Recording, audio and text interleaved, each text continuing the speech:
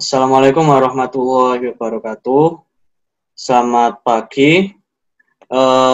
Kami di sini kelompok kita akan mempresentasikan tentang kemunduran dan keruntuhan akhir abad ke-18. Next. Sebelumnya perkenalan dulu anggota kelompok saya. Yang pertama ada Muhammad Jaril Firmansyah. Saya Muhammad Haikal Ali Mahjumi. Selanjutnya Alfian Setia Adi Saputra, dan yang terakhir Muhammad Ferel Basa Nuriansyah. Sebelumnya kita pendahuluan dulu. Sebenarnya latar belakang hadirnya VOC di Indonesia ini akibat dari persaingan dari bangsa-bangsa Eropa yang memulai perjalanan mereka melakukan kolonialisme di benua Asia maupun benua yang lain. Nah, guna untuk menggenjot perekonomian mereka, Belanda akhirnya membentuk VOC di kawasan Hindia Timur agar bisa bersaing dengan negara-negara yang lain. Meskipun tujuan utamanya dalam bidang ekonomi, namun VOC ini sering bergerak ke bidang-bidang lain dan menggunakan cara-cara kotor dalam melakukan memecah belah penguasa lokal.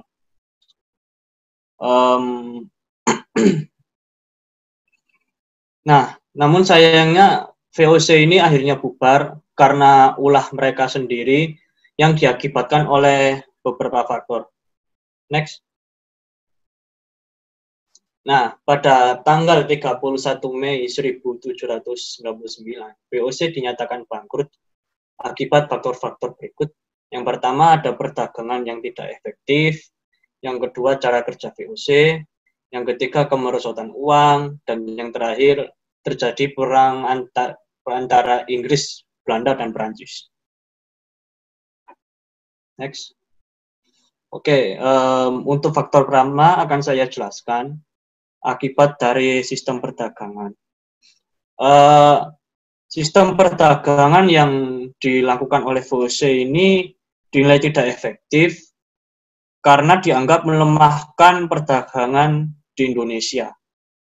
Karena VOC yang menggunakan sistem monopoli untuk memperoleh keuntungan yang banyak, alhasil mereka tidak melihat kenyataan rakyat pribumi yang miskin tidak dapat membeli barang produksi Belanda karena Belanda menjual barangnya dengan harga yang mahal, padahal mereka membeli barang di daerah koloninya sendiri dengan harga yang murah.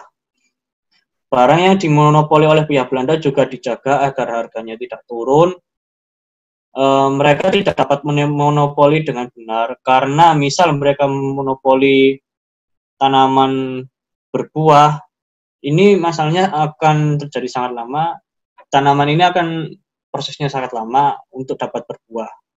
Ketika sudah berbuah, permintaannya bisa jadi sudah tidak lagi banyak seperti tahun-tahun sebelumnya. Nah, akibat hal ini sering terjadi penyelundupan barang yang dilakukan bisa dari pribumi maupun dari pedagang bangsa lain yang akhirnya merugikan pihak Belanda sendiri. Kalahnya Belanda dengan pedagang dari luar seperti Arab dan Inggris dapat menjadi faktor lainnya. Para pedagang Arab dan Inggris menjual bahan kain lebih murah daripada Belanda, sehingga orang-orang Indonesia cenderung untuk membeli barang jual mereka.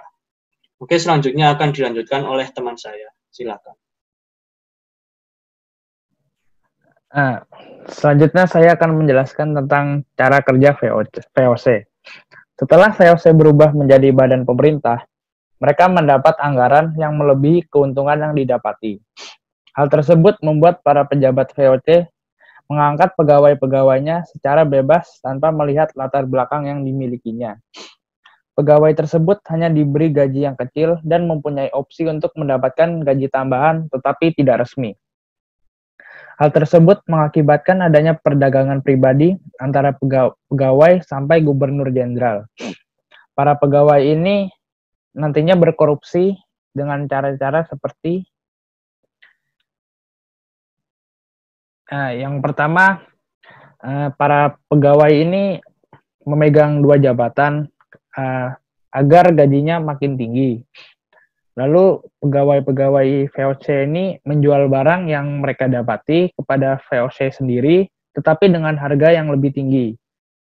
Nah, pegawai-pegawai ini juga mencuri barang dari gudang VOC dan membagikannya kepada pegawai VOC yang lainnya. Lalu, para pegawai melakukan kecurangan dalam hal timbangan dengan menimbang secara tidak benar agar sisa barang yang ada dapat menjadi milik pribadi.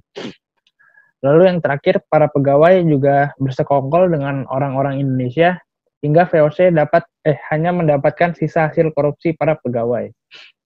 Gaji yang rendah menjadi pendorong terjadinya korupsi besar-besaran sehingga keuntungan VOC jadi habis.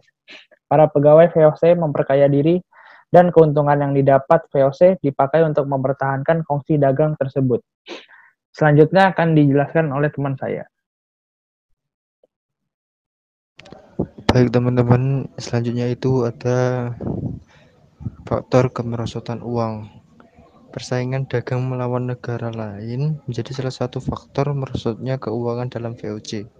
Selain itu, pada awal abad ke-18, Belanda mengubah sistem mereka dari pedagang ke politik karena sudah menguasai banyak wilayah di Indonesia.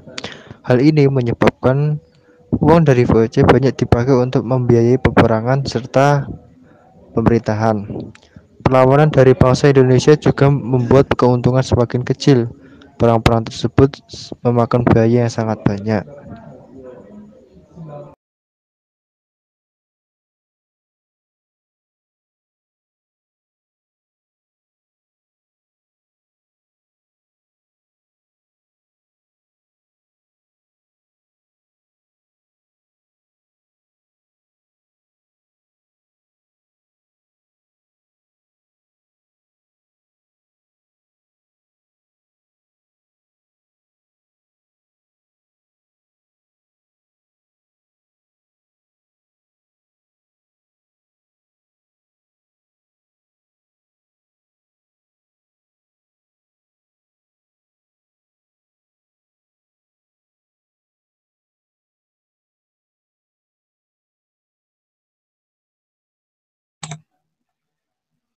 Baik, saya akan melanjutkan penjelasannya, yakni bagian Perang Inggris, Belanda, dan Prancis.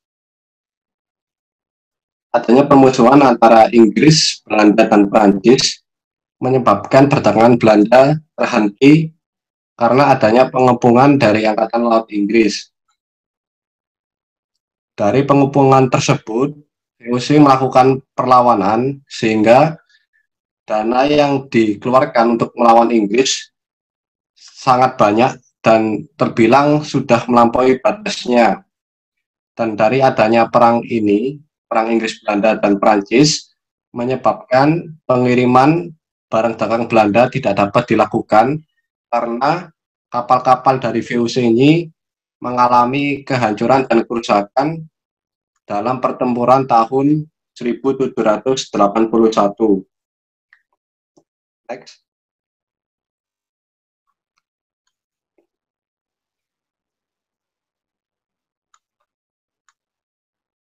Kemudian setelah VOC bubar, maka yang terjadi selanjutnya adalah masa penjajahan Belanda di Indonesia yang dapat dibagi menjadi 2 periode, yakni periode tahun 1602 sampai tahun 1799 dan periode tahun 1800 sampai tahun 1942. Pada periode pertama, yakni antara tahun 1602 sampai 1799, Indonesia berada di bawah persekutuan dagang Belanda, dan kemudian pada periode selanjutnya,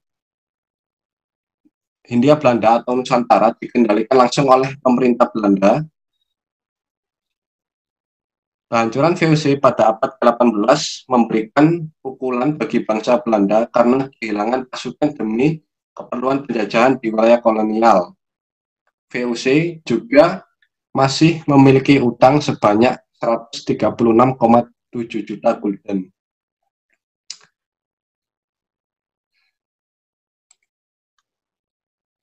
Nah, demikian penjelasan dari kelompok kami. Kurang lebihnya mohon maaf. Wassalamualaikum warahmatullahi wabarakatuh. Berikut adalah daftar pusaka dari kami. Terima kasih.